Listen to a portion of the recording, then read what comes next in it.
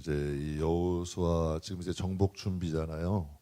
처음에 이제 1장을 통해서 하나님이 여호수아를 만나요. 만나서 뭐라 그래요? 두려워하지 말라, 놀라지 마라, 내가 너와 함께하겠다. 우리 1장 때 은혜 나눴죠. 그 무슨 뜻이에요? 여호수아도 두려운 거예요. 다 똑같아요, 사람은. 그러나 그것을 믿음으로 받아들이는 사람들 위에 하나님은 역사하신다. 하나님이 역사하신다. 그래서 여리고 정탐꾼을 보내고 여기서 지난주에 뭐 누가 이 장의 주인공이 누구예요? 라합이죠. 라합도 가족을 구하기 위해서 목숨 걸어요. 여리고 왕도 있고 군사도 있고 백성 있고 여리고 성에 있는 국민들로 가득한 그곳에서 정탐꾼 목숨 건 거잖아요. 믿음이라는 것은 우리의 생명을 거는 거예요. 정말 우리의 인생을 하나님께 맡기는 거예요. 자기 자신의 가족까지도 모든 걸 맡기고 거기에 거는 거 아니야. 그때 하나님께서 그 라합을 믿음을 기뻐하셔서 그 라합이 구하지도 않은 것까지 주셨잖아. 참 희한한 일 아니에요. 그러니까 이 여리고 성을 이 요단강을 정복하는 이곳에 하나님은 이곳에 누구를? 라합이라는 여인, 그것도 직업이 뭐예요? 기생이야. 그런데 하나님이 이 영혼을 통해서 예수님의 족보에도 들게 하시고 가나안 땅을 여러분 정탐하고 이스라엘 백성이 차지하는 중요한 역할을 해요. 그러니까 우리가 작다고 작은 게 아니다. 여러분 그걸 꼭 믿으셔야 돼. 여러분이 김포 작은 지역에 산다 그래서 우리가 하는 이 믿음의 행위가 작은 게 절대 아니다. 그리고 나 같은 사람이 뭐 죄를 져봤자 뭐 이게 절대 아니라는 거예요. 여러분의 영혼이 사망 가고 여러분의 자녀에게도 미칠 수 있는 거예요. 사망은 여러분 죄의 삭은 사망이라니까 진짜. 그리고 여러분 하나님의 생명이 우리가 조금 부족해도 나로 인하여 우리의 가족이 구원받을 수 있어요. 우리가 하나님을 기쁘게 해드릴 수 있다니까. 그러니까 우리가 이것을 꼭 기억하시기 주의 이름으로 축복합니다. 지금 이스라엘은 거대한 프로젝트 아니에요. 가나안 땅 차지하나. 이거 얼마나 정말 여러분 수백 년 전부터 아브라함에게 약속했던 그 약속을 이루는데 하나님은 누구를 통해서? 아전이 기가 막히더라고요. 하나님의 시선은 항상 연약한 자에게, 하나님의 시선은 항상 약한 자에게, 하나님은 여러분 정말 간절히 하나님을 찾는 자에게 머문다라는 것을 꼭 기억하시기 주님의 이름으로 축복합니다. 그래서 오늘은 이제 요단 도하 3장 이제 은혜 나눌 차례인데, 도하라는 건 뭐 요단 도하 말 그대로 요단강을 건너는 사건이에요. 그러니까 여호수아 3장은 이스라엘의 요단강 도하에 대해서 말씀하시는데요. 여러분 신앙이라는 게 뭘까? 신앙이 여러분 나무 밑에서 감 떨어짓 기다리는 게 신앙일까요? 아니에요. 하나님은 정말 사랑하시는 사람들은 믿음 키우십니다. 환경, 상황, 사람이란 요단강 못 건너면 믿음의 열매를 맺지 못해요. 성경을 보면 마찬가지 아니에요. 지금 가나안 땅 주신다 그랬잖아요. 그런데 지금 요단강 앞에 세우셔. 그런데 참 그것도 아리러니하게 추수 때야. 여러분 이스라엘의 요단강의 추수 때는 강이 넘칠 때야. 막 제일 물이 많을 때, 물이 바닥을 칠 때가 아니라니까. 참 아이러니하잖아. 인간이 생각할 때 하나님 물이 좀 마를 때, 물이 좀 얕을 때, 좀 가능할 때가 아니라 가능할 수 없을 때. 여러분 사람이 자기가 할 수 있는 일을 하나님 의지 안 합니다. 정말 자기가 할 수 없는 일을 만날 때 하나님 의지하게 됩니다. 그러니까 여러분이 고난이 크다고 그게 한탄할 게 아니라니까. 그것은 하나님을 내가 온전히 의지하기를 원하시는 하나님의 여러분 그것도 계획이 될 수 있다는 거예요. 그러니까 이스라엘 백성들 요단강 가지 말고 가데스 바네아에서 직접 치고 올라갈 수 있잖아요. 그런데 광야를 삥 돌아가지고 에돔을 돌아서 요단 서편으로 해가지고 그 가운데로 그것도 요단을 왜 건너가라 그래? 참 희한한 일 아니에요. 하나님의 섭리, 하나님의 계획하심이. 그러니까 하나님은 신앙이란 나무 밑에서 감 떨어짓 기다리는 게 신앙이 아니다. 하나님 믿음 키우세요. 하나님이 사랑하는 자를 연단하신다, 훈련하신다. 환경, 상황, 사람이라는 요단강을 뛰어넘을 수 있는 사람으로 훈련시킨다는 거죠. 여러분 믿음이 없던 광야의 1세대들 요단강 차지했나요? 차지했어요? 안 했어요? 못했어요. 하나님이 주시는 환경마다 불평해. 하나님이 주시는 환경마다 여러분 원망해. 그러니까 여러분 꼭 제 부탁드리는데 불평 원망이 여러분을 나중에 여러분의 발목의 족쇄가 될 수 있어. 여러분이 진짜 여러분 천국 가는데 여러분의 마음에 족쇄가 될 수 있다니까요. 이게 제 말이 아니잖아요. 성경의 말씀이잖아요. 그들이 원망하고 불평하고 민수기 하나님을 그들이 10번이나 나를 원망했다. 하나님이 세시는 거야, 안 세시는 거야? 머리카락도 세시는데. 머리카락도 세시는데 하나님이 하시는다니까. 그런데 참으시는 거지. 인내하시는 거지. 기다리시는 거지. 그러나 광야의 믿음의 1세대들 어떻게 돼요? 광야에 다 죽었어요. 엎드러졌어요. 그들이 죽을 때까지 하나님이 참 대단하신 분이 한 번에 여러분 다 이렇게 하나님 하실 수도 있잖아. 모세에게 그런 말씀도 하셨어요. 내가 이 백성 다 멸하고 내가 다른 백성 일으켜서 내가 너 인도하게 할게.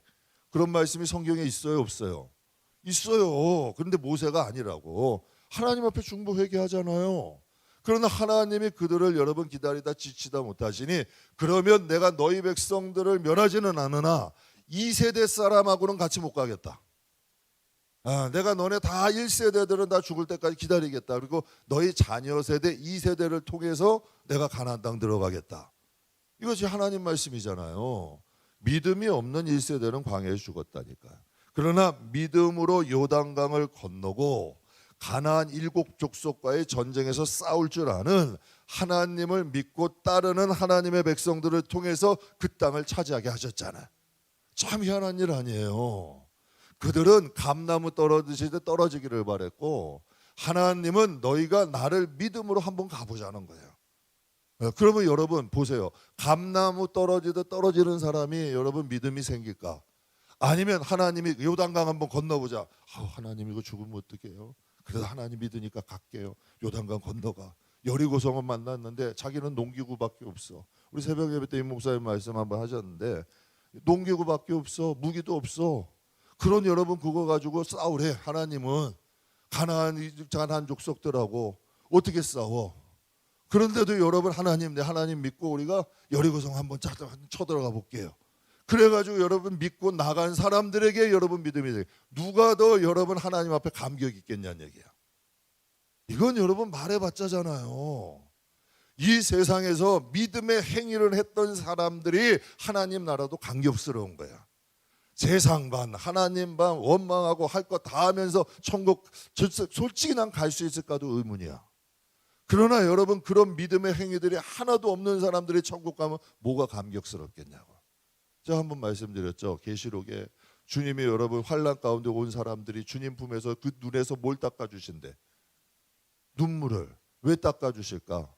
고난 가운데 여러분 하나님 앞에 왔거든. 정말 믿음 지키느라 애썼거든. 그런데 하나님 나는 세상이 좋은데 왜 이렇게 일찍 오셔서 나를 데려가셨나. 진짜 천국에 대한 여러분 그 마음이 그냥 천국에 있다니까 나는 그래도 종교가 기독교니까 그래서 어떻게라도 천국을 갔어. 일단은 하나님이 부끄러운 건이라도. 그런 사람들이 주님을 딱 보면 여러분 주님 앞에서 막 눈물 흘리면 눈물 닦아주실까. 주님 눈치 보면서 도망다니까. 아니 생각을 해보세요. 제 농담이 아니라 한번 생각해 보시라고. 여러분 믿음 지킨다면서 여러분 뺀돌아가지고 피해 다니고 어떻게 하든지 여러분 안 보는 데서 할 거 다 하고 그러면서 여러분 어떻게 나한테 부끄럽게 천국 갔어. 그런데 여러분 천국 가면 서로 뭐 육체로 가려지지가 않는 나라잖아. 여러분 그 영적인 나라는 그냥 생각이 보이는 나라야. 마음이 보이는 나라야. 그것이 천국이잖아요. 겉과 이렇게 이 세상은 감출 수가 있어. 근데 하나님 나라에는 감추는 게 없어. 그냥 여러분 이 생각이 보이고 마음이 보이는 곳이야. 그곳에 여러분 정말 주님 앞에 딱 섰을 때 눈물을 흘리면서 제가 주님 보고 싶었습니다. 뭐 이렇게 정말 제가 믿음 지키느라 이렇게 할 수 있겠냐는 얘기야. 여러분 이스라엘 백성들이 하나님은 믿음이 없던 광야의 세대들은 멸하시고 가나안이 여러분 믿음으로 요단강 건너고 7 족속들과의 전쟁에 승리한 이스라엘 백성에 차지하게 하세요. 그렇다면 하나님은 왜 그냥 주시지 않고 왜 여러 가지 과정 훈련 겹치게 하실까? 성경에 보면요 마태복음 11장 한번 볼게요. 같이 봉독하겠습니다.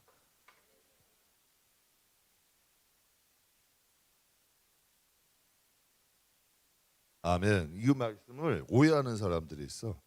내가 옆 사람 거 뺏어가고 옆 사람 하던 거 뺏고 이걸 얘기하는 게 아니라 하나님의 나라를 정말 믿음으로 여러분 우리가 이 세상에서 믿음 지키려 하나님 나라 가면 사단의 방해가 있어요 없어요? 믿음의 방해들이 있어요 없어요? 많죠. 있을 뿐만 아니라 많아.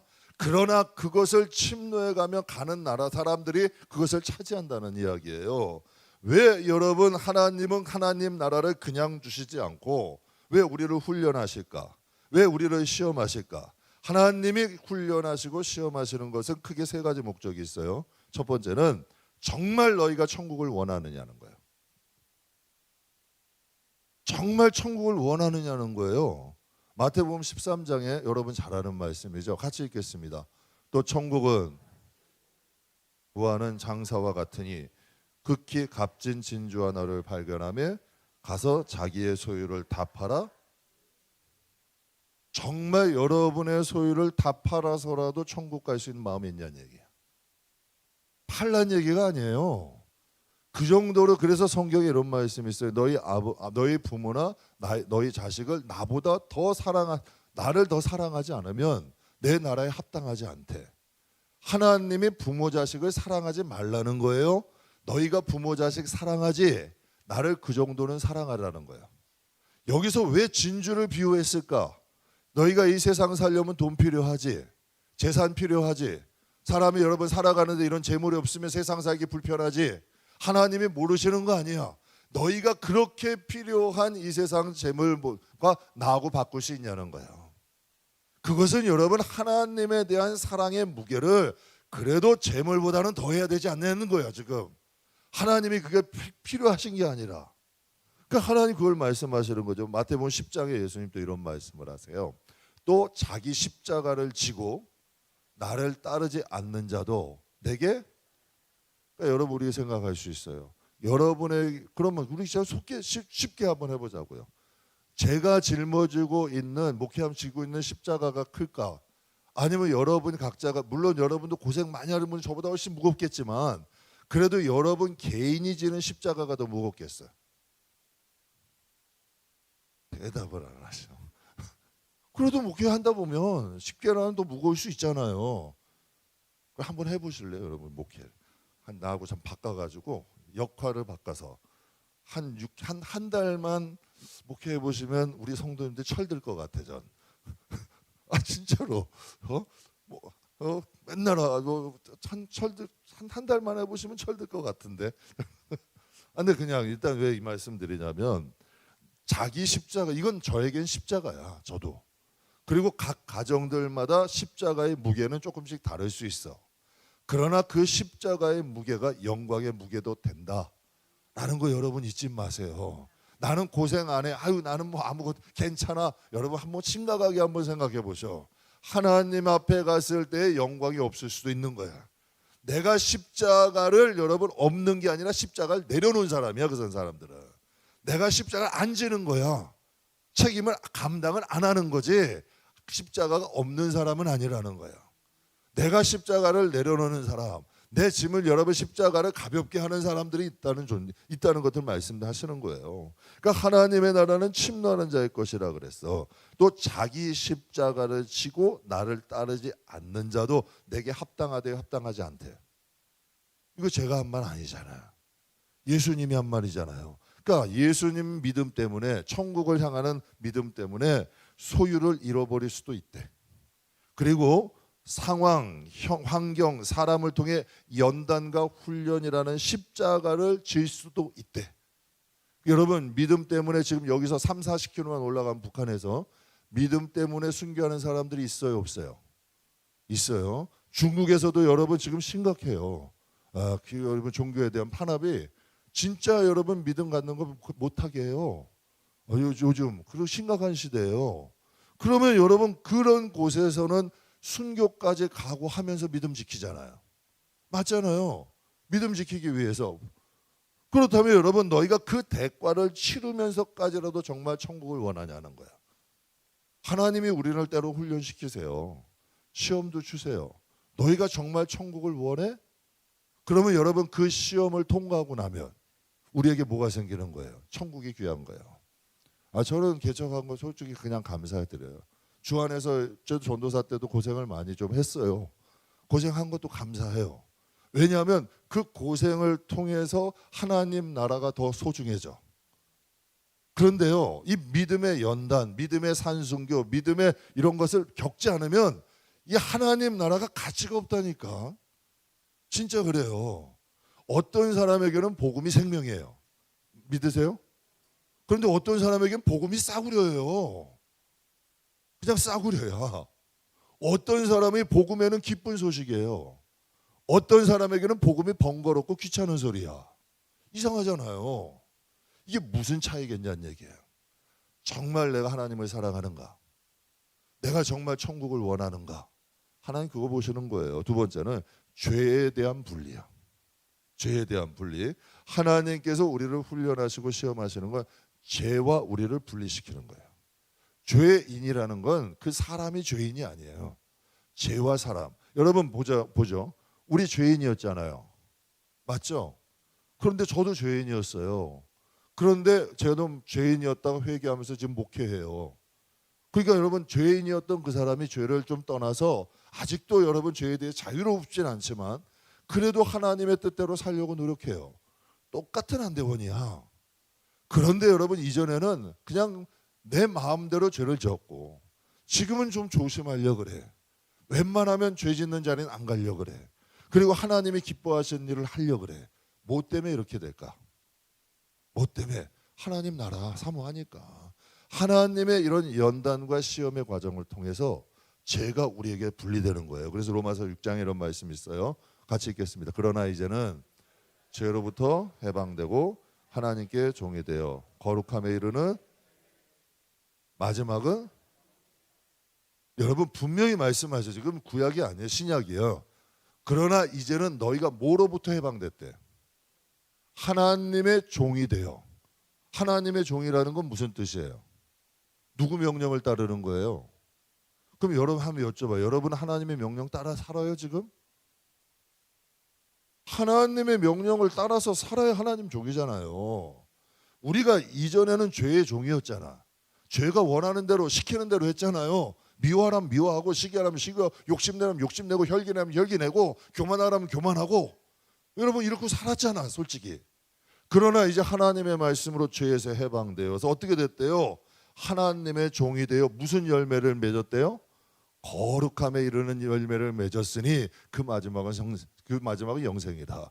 죄에게서 해방되어 하나님의 종이 되면 무슨 열매 맺어요? 우리 안에 성령의 열매 맺잖아요. 이게 거룩한 열매 아니에요. 그 성령의 열매를 맺으면 그 성령으로 인하여 영생이 되는 거예요. 여러분 보세요. 여기 있는 사람, 믿는 사람들 주일날 여기 못 있는 분들 여러분 예수 믿으세요 그러면 다 믿는다 그래요? 안 믿는다 그래요? 주일날 교회에 앉아 있는데. 그런데 그 믿음의 주인은 누가 알아요? 하나님만 하시는 거 아니에요. 다 여러분 믿는다 그랬으니까 100%다 알고 계실까? 여러분 그렇게 생각하세요? 아니잖아요. 그거 알잖아요 여러분은. 그건 누구만 알 수 있는 거예요? 성령만 아시는 거잖아요. 하나님만 아시고 성령은 아시는 거 아니냐고. 그러니까 이거 지금 그걸 말씀하시는 거예요. 그래서 로마서 8장 23절에 뭐라 그래요? 죄의 싹은 사망이다. 하나님의 은사, 하나님의 선물은 그리스도 예수로 말미암아 영생이다. 그래서 세상의 도덕과 윤리와 하나님 말씀은 다르다. 그러면 이스라엘 백성들이 출애굽했잖아요. 출애굽하기 전에 애굽에서 몇 년 살았어요? 430년 살았어요. 그러면 여러분 한번 보세요. 몇 대가 살은 거예요? 거의 한 10대가 살은 거예요. 예? 40년 거의 한 10대가 살았다고 보면 돼. 10대가 섞어서 사는 거 아니에요. 그러면 그 사람은 지금 거의 이스라엘 사람이에요, 애굽 사람이에요? 애굽 사람인 거예요. 미국의 10대 여러분 생각해 보세요. 미국에 몇백 년 살던 한인이야. 그럼 우리나라 오면 여러분 미국 역사 500년도 채 안 됐어요. 그러면 여러분 400년, 430년을 살다 오면 이스라엘 백성의 애굽 사람이야. 그냥 애굽 사람이라니까. 그걸 데리고 어떻게 하나님의 역사가 이루어지겠냐고요. 그러니까 하나님이 그때부터 뭐 가르치시는 거예요? 하나님의 말씀으로 가르치시는 거예요. 저 죄에 대하여 분리시키시는 거예요. 그때 하나님이 출애굽하면서 가장 먼저 한 일이 뭐예요? 하나님의 성산으로 데려오시잖아. 신의 산 데려가셔서 뭘 줘요? 하나님의 말씀 주시는 거예요. 나하고 언약하자. 이게 구약 아니에요. 이게 신약 아니야. 하나님이 우리하고 뭘를 통해서 우리가 믿는 사람이 돼요. 기독교는 언약의 종교라 그래요. 말씀이에요. 하나님이 새 언약을 맺은 거예요. 그래서 물과 성령으로 거듭나지 않으면 하나님 나라 갈 수 있대요, 없대요? 물이 뭘 얘기해요? 물은 말씀을 얘기해요. 여러분, 물과 성령, 말씀으로 거듭난다는 건 하나님 말씀으로 언약해서 새롭게 된다는 걸 의미해요. 그래서 우리의 여러분 세상에 익숙했던 생각, 세상에 익숙했던 감정, 세상에 익숙했던 삶들이 하나님 말씀으로 점점 걸러지는 거예요. 제가 오늘도 요번에 에버랜드를 갔는데 여기 애들이 중학교 애들이 몇 명 앉아 있어. 얼굴도 이쁘장한 여자애들이에요. 그런데 거기서 막 욕이 나오는데 다다다다다다 정신이 없어요. 정신이. 그 이쁘장한 애들이 입에서 욕이 다다다다다 나오는 거예요. 막 나오는 거야. 여러분, 저도 욕을 잘했다 못했다? 저도 욕이 다다다다닥 나갔던 사람이야. 다다다다. 그런데 지금 참 이상하게요. 성령 받고 이상하게 욕이 안 돼. 이것도 은혜더라고. 욕이 안 돼요. 진짜로 하려고 해도 안 돼. 그래서 여러분 이게 분리가 된다니까요. 하나님의 언약을 통해서 분리가 되는 거예요. 말씀을 법이라 그러죠. 여러분 세상은 세상의 법이 있죠. 운전을 하려면 교통법이 있죠. 여러분 하나님 나라도 법이 있어요, 없어요? 있어요. 이게 하나님 말씀이야. 그래서 하나님이 그 말씀을 왜 주셨대? 말씀이 아니면 죄가 되지 않는데 죄를 깨닫게 하시는 거예요. 그래서 우리에게 훈련하시고 시험하시되 죄를 분리시키시는 거죠. 그래서 또 세 번째는 하나님의 자녀로 교육하시는 거예요. 그러려면 훈련이 필요해요. 시험이 필요해요. 그래서 로마서 8장에 이런 말씀이 있어요. 너희가 육신대로 살면, 그럼 여러분 우리가 예수 믿지 않았을 때를 계속 살면 어떻게 되는 거예요? 예수 교회는 다녀. 그런데 옛날 하던 행동 똑같이 해. 그러면 살까 죽을까? 성경대로 보면. 그러면 여러분 영으로서 몸의 행실을 죽으면, 딱 한번 보세요. 영으로서 몸의 행실을 죽이면 어떻게? 산대 죽는데요. 산대요.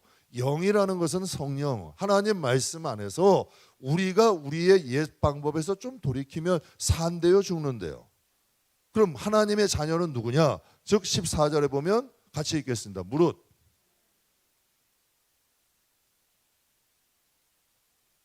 하나님께서 그러니까 훈련이 필요한 거예요.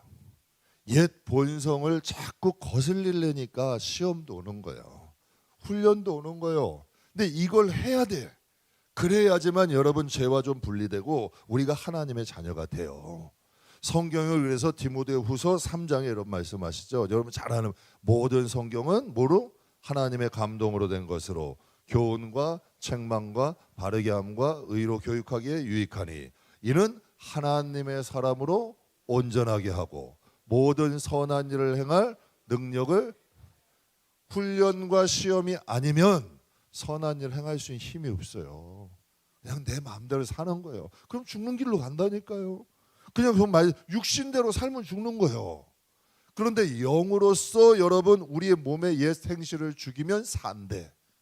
그걸 성경을 통해서 우리가 자꾸 이제 교육하는 거예요. 여러분 자녀들 뭐 유치원도 보내고 국민학교 보내고 여러분 뭐 중학교도 보내고 고등학교 뭐 대학도 이렇게 보내시잖아요. 공부만 잘하라고 보내요? 인간도 만드는 거 아니에요. 공부만 잘하라고 보내면 학교 굳이 보낼 필요 없어요. 그냥 학원을 보내지. 여러분 사회성도 기르고 정말 인간이 인간답게 살기를 원해서 보내는 거 아니에요. 그게 교육의 목적 아니에요. 그럼 여러분 하나님도 마찬가지인 거예요. 죄인이었던 우리를 하나님 말씀으로 훈련하고 시험해서 하나님 나라에 적합한 자로 만드는 거죠. 그래서 여러분 누가 이 세 가지를 할 수 있을까? 하나님을 사랑하는 사람, 하나님을 믿는 사람은 이 길을 가는 거예요. 그래서 우리가 그 훈련과 시험을 이겨내면 어떻게 되냐? 약속의 땅을 디딜 수 있는 하나님의 자녀가 되는 거예요. 그래서 하나님의 자녀가 되는 거예요. 그래서 하나님은 이 가나안 땅 이 도하기 전에 왜 요단을 도하게 하셔? 정말 여러분 우리가 출애굽기 민수기 해봤지만 여러 가지 훈련 시험이 있어요, 없어요? 이해할 수 없는 일들도 있고요. 인간이 감당할 수 없는 일도 또 있어요, 없어요? 그럼 인생을 한번 보자고요. 여러분 인생 살면서 시험이 있어요, 없어요? 참 사람이 감당하기 힘든 일도 겪어요, 안 겪어요? 겪어요. 이것을 믿음 안에서 여러분 받아들이면 우리도 성경에 가는 이 사람들도 이게 똑같은 인생이야. 인생이잖아요. 우리도 인생 가운데에서 하나님의 개입하심이 있다는 거예요. 그래서 성경에 너희가 모든 일을 죽게 하듯 하면, 우리 부활절날 은혜 나눴죠. 누가 갚아주신대요? 하나님이 갚아주신. 정말 요셉이 보디발에게, 요셉이 보디발의 아내에게, 요셉이 간수장에게, 요셉이 술관원장에게 눕게 하듯이 됐어요. 죽게 하듯이 했잖아요. 그러면 보디발이 갚아줬어요? 우리 보디발은 뒤통수 때렸어요. 자기 아내 보호하려고 그를 감옥에 집어넣었어요. 술관원장에게 선행했어요. 술관원장이 기억해요? 2년 동안 잊어버려요. 여러분, 그런데 누가 갚아줘? 하나님이 갚아주시는 거예요. 그들이 인생에 겪은 거고, 사도 여러분 다윗도 그러잖아요. 사울이 10년 동안 죽이려고 그랬어요. 그런데도 여러분 죽여요, 안 죽여요? 누구 때문에? 그러면 하나님이 그걸 기억하셨어요, 안 하셨어? 갚아주시잖아. 그러니까 우리의 인생을 그냥 살지 말고 하나님과 개입해서 살면 거기에 은혜가 있다. 그래서 여러분이 3장에 보게 되면 첫 번째로 이렇게 말씀하세요. 너희 요단강을 건널 때 유의사항이 있다. 유의사항을 이제 여호수아에게 말씀하신 거예요. 3절과 5절 한번 볼게요. 같이 읽겠습니다. 백성에게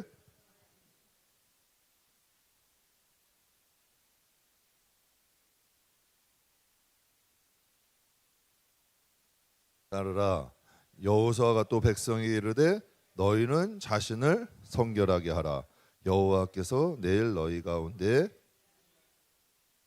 참 해당해요. 지금 요단강을 건너에 도와해야 되는데 일단 그들에게 두 가지를 말씀하셔. 언약궤를 주목해라. 지금 요단강을 건너가야 돼요. 그러면 배를 만들어야 되나? 아니면 뭐 주부라도 어떻게 어디서 구해 와야 되나? 뭐 나무 토막이라도 있어야 되나? 이게 현실이 아니야. 그렇죠. 이게 현실이잖아. 야, 우리 가족 건너려면 어디서 나무 토막이라도 주워 와야 돼?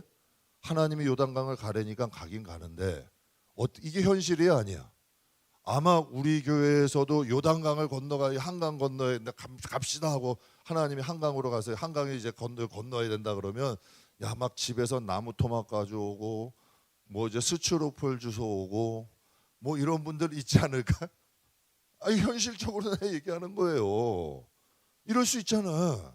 어떻게 하면 건너긴 건너야 되는데 어떻게 해야 될 것인가? 뭐 도망가는 사람은 없겠지만 그래도 여러분 이렇게 생각할 수 있잖아. 그런데 하나님은 요단을 도하하는데 유의사항을 두 가지를 대요. 제사장들이 너희 하나님 여호와의 언약궤를 매는 것을 보거든 너희는 그 뒤를 따라라.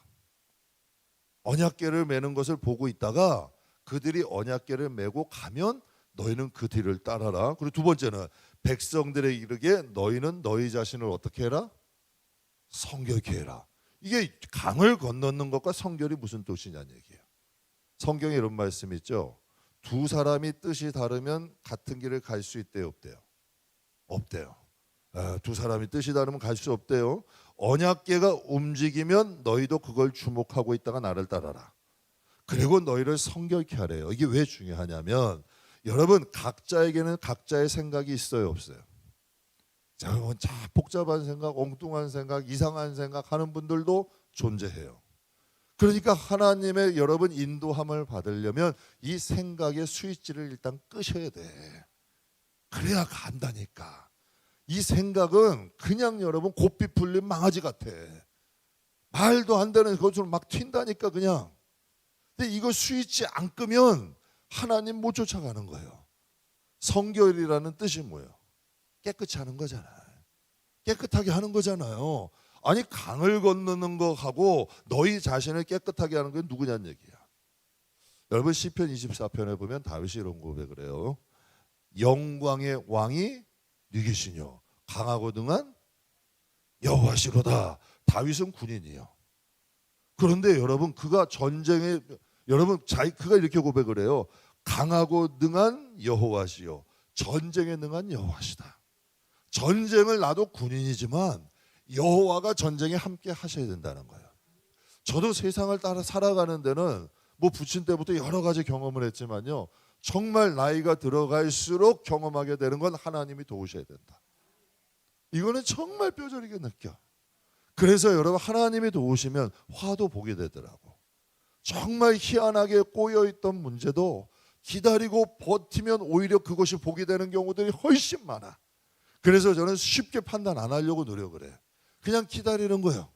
기다리고 버티는 거예요. 하나님이 너 이래도 기다릴 거야? 너 이래도 기다릴 거야? 너 이래도 기다릴 거야? 그냥 죽으면 죽으리라고 기다리는 거예요. 그럼 하나님 길 열어주신다니까. 하나님의 목적은 훈련이지 죽이는 게 아니에요. 마귀의 목적은 우리를 멸하는 거예요. 그러니까 미끼도 쓰는 거고 여러 가지 술책을 감추는 거예요. 달콤한 것 같고 좋은 것 같아도 거기에는 미끼야. 이게 분별을 하셔야 돼. 그래서 하나님의 뜻대로 가면 거기는 하나님이 반드시 역사하시는 거죠. 그래서 다윗은 군인인데 이렇게 고백을 해요. 골리앗과 싸울 때 다윗이 뭐라고 하죠? 전쟁은 누구에게 속했대?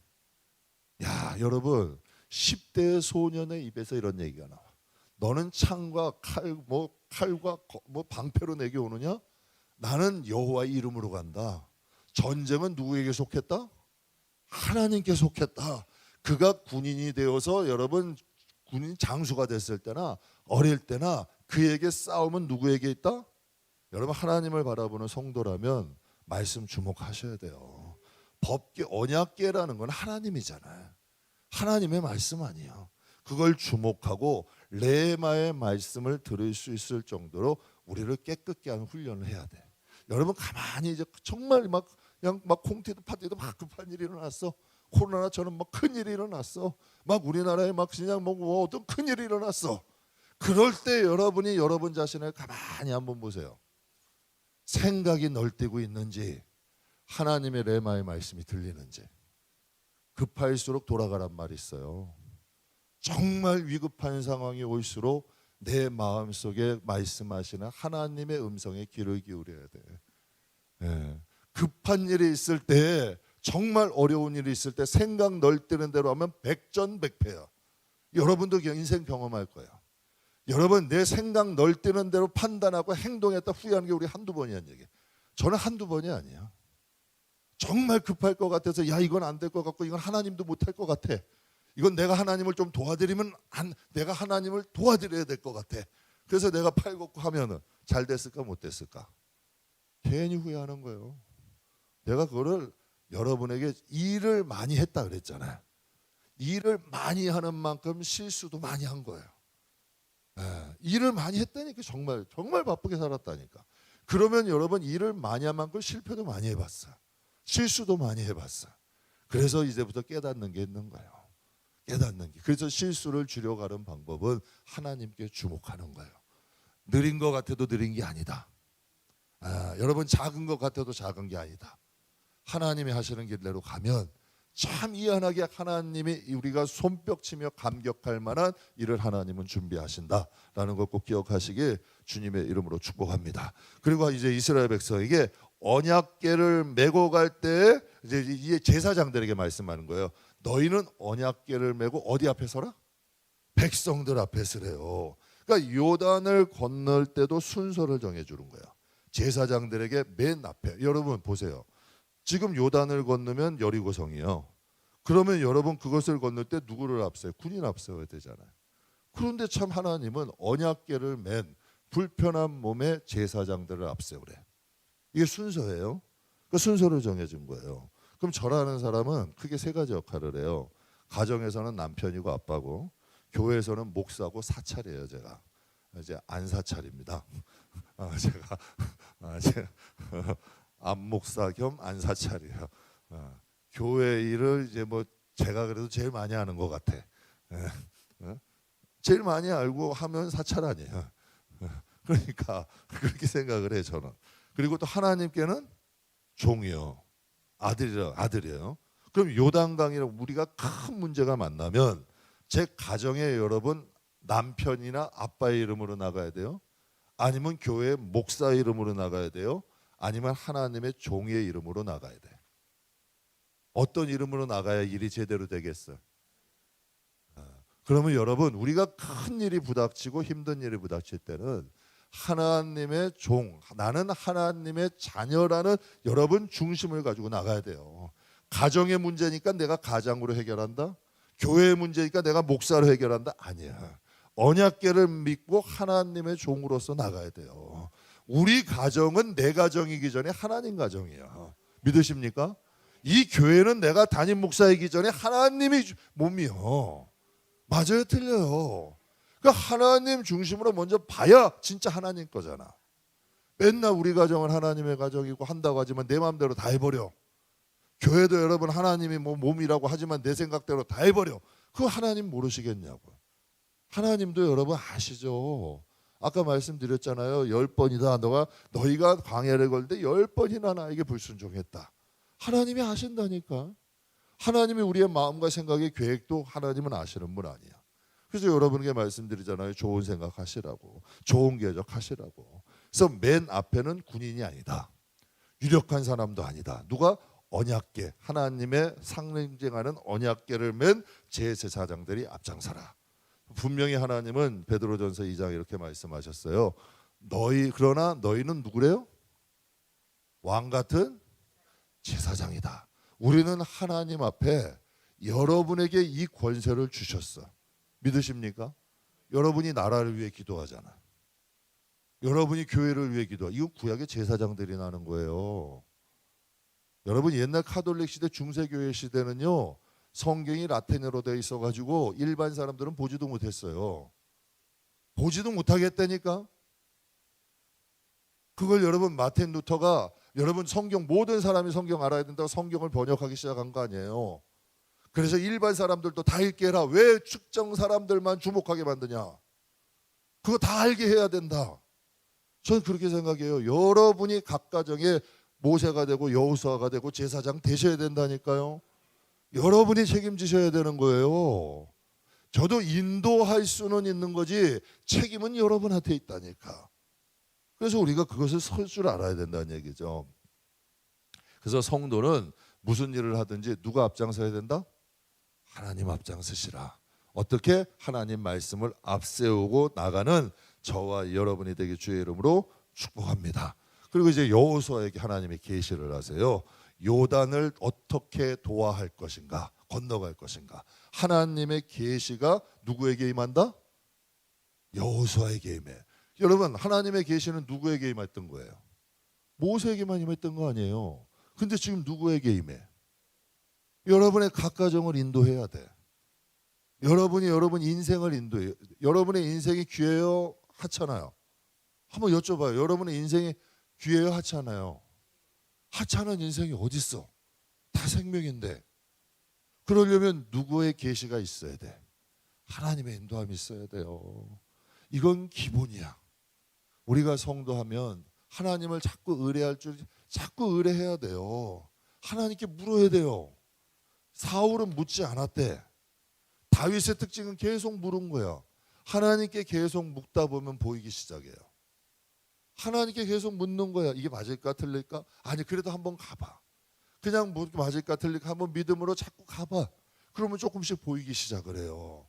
어두웠던 우리의 눈들이 조금씩 밝아지기 시작한다니까.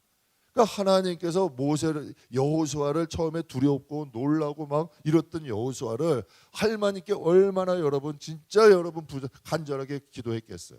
여러분 이때 말씀드렸잖아요. 두 정탐꾼이 여리고성 정탐 갈 때 기도 많이 했을까 적게 했을까? 60만에 2명 뽑힌 거예요. 가정이 있어요. 가족들이 있어요. 자기네 정탐에 따라서 틀려져요. 그런데 그들의 발걸음을 하나님이 어디로 인도하셨어요? 라합의 집 딱 오해하기 좋아요, 안 좋아? 야 저들이 여기 정탐 가랬더니 술 처먹으러 가려고 거기 간 거 아니야? 오해받기 딱 좋아, 안 좋아? 딱 좋은 거 아니에요. 그러나 그들이 간절히 기도했을 때 사람들의 오해받을, 사람들의 시선 무시하고, 그래도 그럴 수 있지. 야, 우리도 어떻게 술집에 들어가냐, 기생집에 들어, 그건 좀 아니지 않아? 이럴 수 있잖아요. 그러나 얼마나 하나님의 힘이 강력했으면 그곳으로 강권해서 인도하시잖아. 거기에 누가 있었어? 준비된 사람 누구? 라합이야. 인간의 상식을 완전히 깨버리잖아. 여러분이 고정관념과 편견이 있다면 기생집 라합으로 들어가겠냐고. 그러나 성령의 감동함으로 오니까 강한 힘에 이끌려 어디로 들어가? 글로 들어간 거예요. 결국은 여러분 라합을 통하여 하나님의 역사고 그들도 여러분 자신의 임무를 완수하잖아. 이거 놀라운 일 아니에요. 그러니까 하나님께서 지금 여호수아에게 임하시는 거예요. 저는 이러한 은혜가 저와 여러분에게도 임하게 주의 이름으로 축복합니다. 우리 7절 8절 보겠습니다. 여호와께서 여호수아에게 이르시되 내가 오늘부터 시작하여 크게 하여 있었던 것 같이 너와 함께 있을 것을 너는 언약궤를 맨 제사장들에게 명령하여 이르기를 너희가 요단 물가에 이르거든 요단에 들어서라 하라. 아멘. 그러니까 여호와께서 누구에게 말씀하세요? 여호수아에게 내가 오늘부터 시작해서 너를 이스라엘 목전에서 크게 하여 모세와 함께 있었던 것과 같이 너와 함께 있는 것을 그들이 알게 하겠다. 언약궤를 맨 제사장에 명령해라. 그들 너희가 요단 물가에 이르거든 요단에 들어가라. 야, 이거 엄청난 말씀 아니에요. 그러니까 모세와 함께 하셨던 하나님이 누구와? 그러면 보세요. 모세하고 여호수아가 중요한 거예요? 아니면 함께 하나님이 함께 하시느냐 안 하시느냐가 중요한 거야? 여러분 성경에 보면 사울과 함께 하셨던 하나님이 떠나셨어요. 예. 그가 하나님의 뜻대로 안 하는 자꾸 충돌이 나. 하나님의 뜻과 사울의 이런 본능이 자꾸 충돌이 나. 그러니까 어디로 가? 하나님이 떠나셔서 누구? 하나님 마음이 아파요? 다윗에게 하시는 거 아니에요. 저와 여러분이 하나님의 뜻에 맞춘다면 하나님은 여러분 인도하기를 원하신다. 여러분 이거 꼭 기억하세요. 그러니까 하나님은 모세하고만 함께 하시는 게 아니라니까. 하나님은 여호수아하고만 함께 하시는 게 아니라니까. 하나님의 뜻을 구하는 사람들과 하나님은 함께 하신다 라는 걸 잊지 마시게 주의 이름으로 축복합니다. 오늘 여기까지 할게요. 여기까지.